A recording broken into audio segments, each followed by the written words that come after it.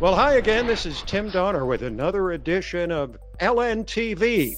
Joe Biden continues to lead in the Democratic presidential race, according to the polls, but interestingly enough, not among gamblers.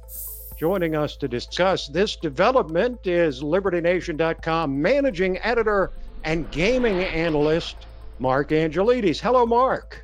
Hi, Tim. How are you? I'm doing well, thank you. So Joe Biden is leading by a comfortable margin in the national polls, a less comfortable margin in the early contests in Iowa and New Hampshire, and has now been displaced in the top spot among people willing to put their money on the line. So, who is this new leader, Kemosabe? Well, it'll be no surprise to you that it's Elizabeth Warren, the lady with apparently a plan for everything, who is taking the top spot in the cash money bettors, which I consider a better indicator than actual polls in terms of who's going to take the spot.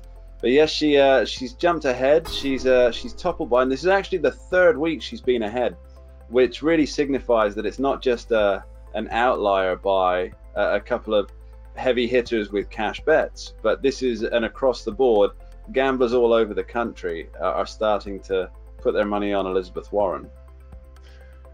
So, Mark, we've got Lunch Bucket Joe, Fauxcahontas, and Bernie Sanders in what's generally considered the top tier. Now, what about Kamala Harris? She made an impression, to be sure, when she attacked Joe Biden back in the first debate, but she appears to have stalled in single digits. Why? Well, I'll give you the numbers first. In terms of how she's faring for the nomination, she's dropped a clear 2 points this week, which is quite a drop. But in terms of actually becoming president of the United States, she dropped a full 7 points, which is a massive. It's a bombshell for her, really. But I think what really caused it was the set to with Tulsi Gabbard, who is a very credible politician, speaks her mind, and the set to she had regarding let's call it the mild hypocrisy of Kamala Harris talking and laughing about smoking marijuana, whilst at the same time sending people to prison for possession of marijuana.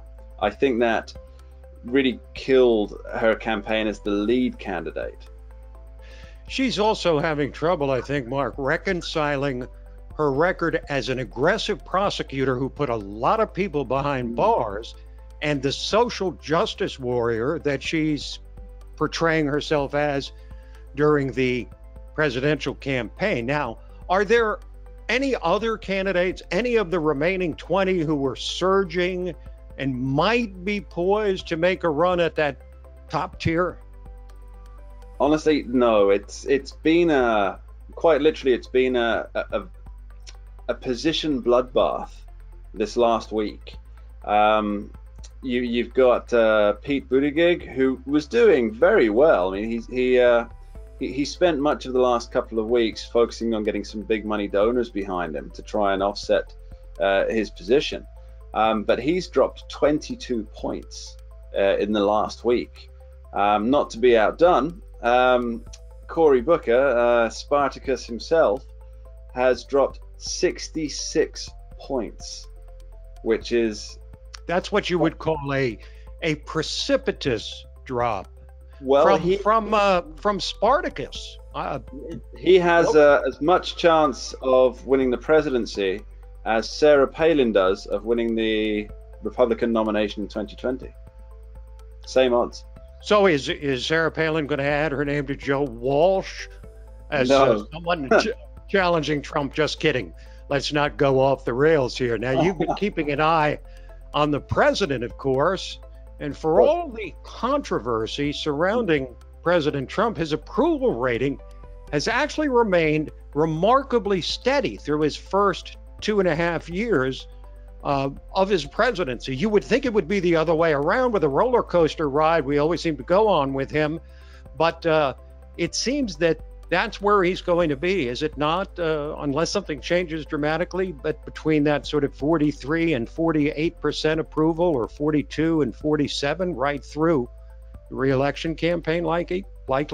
Well, yes. Obviously, when he first got into office, there was the initial high point, and then it kind of settled down to around 45, 3 points either way of 45.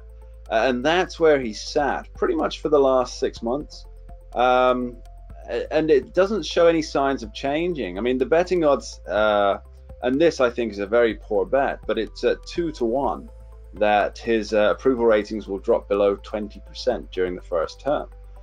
I don't think that's going to happen. I mean, he really is the Teflon Don. It doesn't really matter what happens on the outside. He's holding on to around 45, 46, 47 without any problems. On a good week, 48, 49, 50. Here's the interesting thing, Tim.